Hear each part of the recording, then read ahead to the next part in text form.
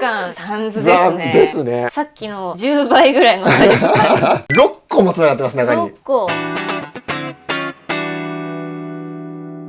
はい、どうも始まりました。本日スペシャルゲスト若左衛門さん、よろしくお願いします。今回はこの中のプリアンプ深掘り。なるほど。どっかは深掘りしたいなと思ってたんですよ。はいはいはい。でベーシストってやっぱりプリアンプ大事ですよね。そこで色が決まるって言っても過言じゃないですよね。今日は深掘りしていきたいなと思います。じゃあ早速オンにしてプリアンプのですね、ここにこんだけこうプリアンプがたくさん、11個ぐらいかなあるんですね。一個一個これをやってってつまみとかもいじりながらはい、やっていこうと思います。1個目から結構なんかハイゲインなチリチリチリなサウンドが今してるんですけど、一回このデフォルトでいきましょうか。はい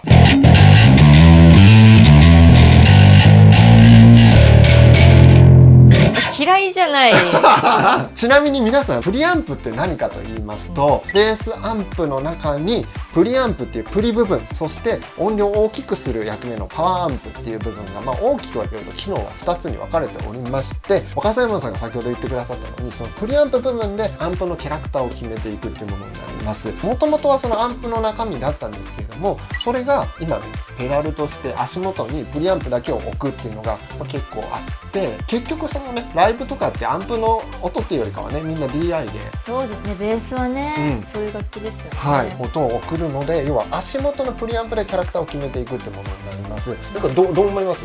私結構そうなんだって今お話聞いてて、確かにアンプのプリってなるほどねっていう感じで聞いてたんですけど、私なんか、プリアンプとかはどっちかというともうくくりで言うと EQ コンプとかに近いっていう認識をしちゃって、はいはいはいはい。でなんかこう土台部分、土台部分に対して歪みとかっていうのはそのプラスアルファのそういう解釈もありですねって思ってたんですけど、でも今勉強になりました。すごい。そうですか。これももう一回オンにして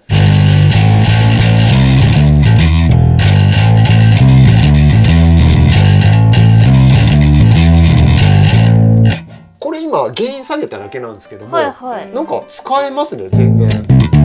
使えるんだけど、これ使うんだったらさっきぐらい凶悪に使いたいかもしれない。ズームさんの説明だと、歪まないローエンドと激しく歪んだハイエンドを兼ね備えたオリジナルプリアンプということで、多弦ベースを用いたジェントサウンドに最適です。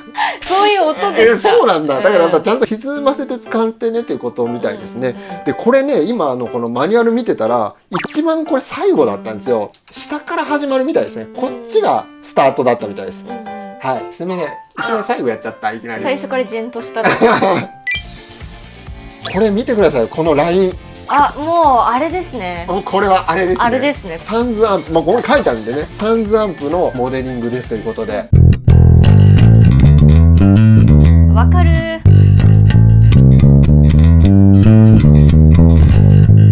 このローミッド感サンズですね。完全に。今ちょっと音作ってみたんですけど、このサンズアンプって広域のこのプリッとしたところにも結構サンズアンプ感あるかなって僕は思って、今そこをあえて強調するためにこのプレゼンス上の部分をちょっと上げて、でブレンドを下げたんですよ。サンズアンプ感ってどこまで出すのっていうのがって結構あるじゃないですか。でローエンドとかもすごい膨らんでくるので、ちょっと下げた。これどうですか？いいですね。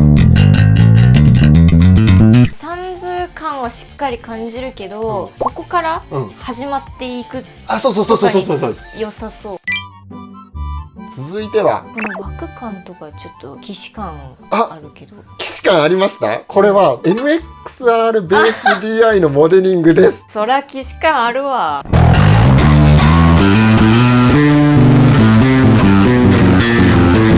これは悪いわ。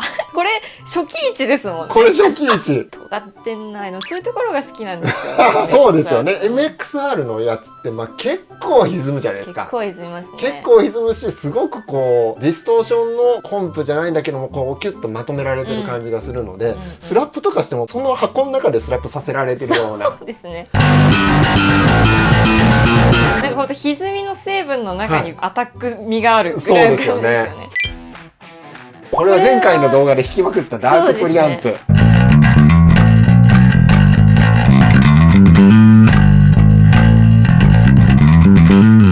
大人になってくるとこあーのぐらい選べた方がいいなとはなってくるんですよね。ですね、ダークグラス系結構人気な。そうです、はい人気ですよね、今ね。これはなんかまたサンズアンプ的な、これねオリジナルプリアンプみたいです。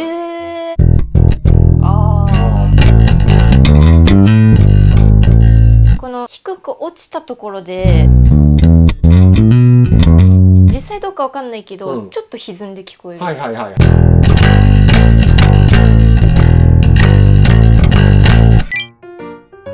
1073ってこれニーブ系のヴィンテージマイクプリアンプのモデリングサウンドです。じゃあ正解だ。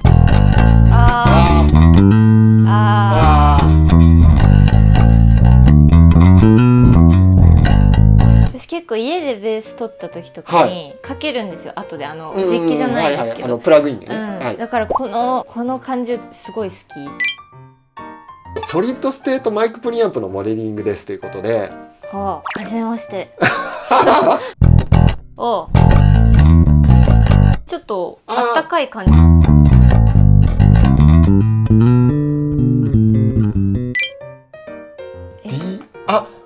アバロン違うかな。アバロンデザイン U5 やったー。正解だ。いやちょっと今自分でめっちゃ嬉しい。当たると嬉しいですね。嬉しい。あそこにもあるんだけど。あれあれのねヘッドある。あれヘッドっていうか DI じゃないですか、みんな使ってるの。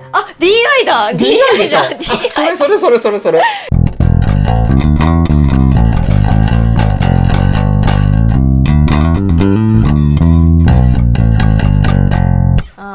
まあ確かにそっち寄りだな。でもなんか思ったよりアバロン感なかったかな。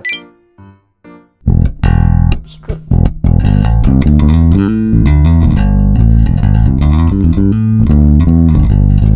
だいぶ下げましたね。だいぶ違うのきたな。下に寄ってますね。これはエキゾチック BB プリアンプのモデリングだそうです。これはもうがっつりですね。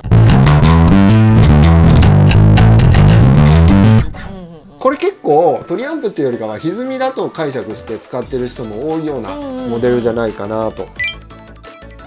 続いては来ましたよ。来ました。スーパーロー。これ前回の動画でね、岡左衛門さんがすごいいいって言ってて、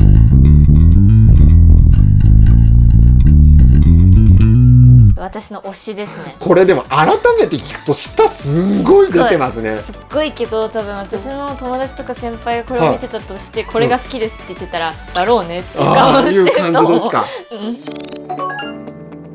打って変わりましてこちらにさっきの10倍ぐらいのサイズ感いつものセット持ってきていただいて、昨日ライブした状態ですね。そのまんま。そうですね。意外に少ないんですけどね、話せることは。いやでもね、そういうことなんですよね。だからここであれやこれやってますっていうんじゃなくて、って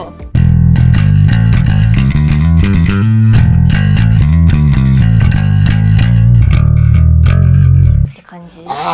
アタックもそうだし、その後のこの伸びてる感じのところも、両方めっちゃかっこいいですね。すごいスラップも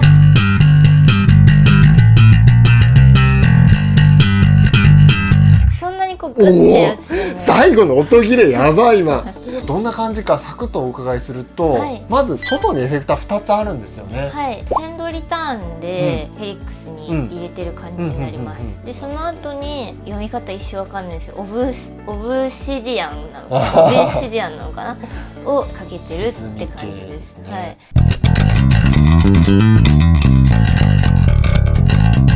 これが EQ とルジャーメアとバルカンで作ったのがここまで。最後にこれでまとめる。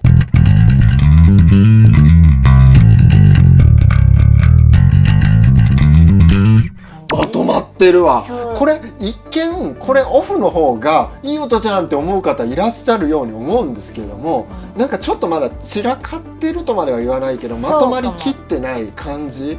EQ とかじゃなくて、これが下に押しつぶすような気がして、その音を、その感じがやっぱ好きでずっとかけてますね。なんかこのグリスとかもすごいなんかとか、なんかすごいねちっこく残るから、ディストーションでこのぐらい落としてないと不安かも。これを今日最後こちらの MS60B プラスでそっくりな音をちょっと作って作れんのかな。いけるかな。どうやろう、頑張ってください。頑張りましたでこれで最後にもう一回息を出そう。なんか若狭さんの音ってローがすんごい出てるんだけどもっさり感全然ないんですよ。そうなんです。あれがすごいと思ってて。もっさり嫌いなの。でもカリカリも嫌なの。そういうことですよね。めちゃめちゃ苦労した。なんとですね、はい、6個もつながってます。中に6個。これを真似したらじゃあこの音になるってことですね。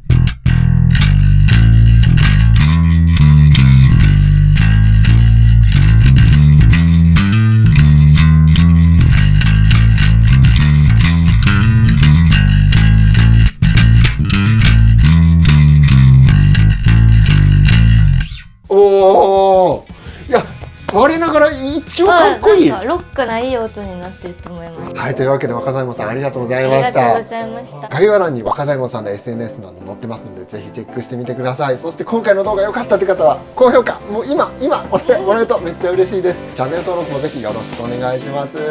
本日スペシャルゲスト若狭さんでした。もう本当にありがとうございました。ありがとうございました。それじゃあ皆さんまたの動画で。はい、終わった。すごい。ちょっと一回試しに戻してみてもいいですか？いいっすよ。終わったよ。難かったマジで。でも確かに系風はでも系風似てますよね。似てる。もうここからはもうなんかこの空気感みたいなところがちょっと見せられなかった。それはもうこういうもんだからでもなんかそのデジタルの中のすごい、なん可能性、はすごくあるとありますよね。やった。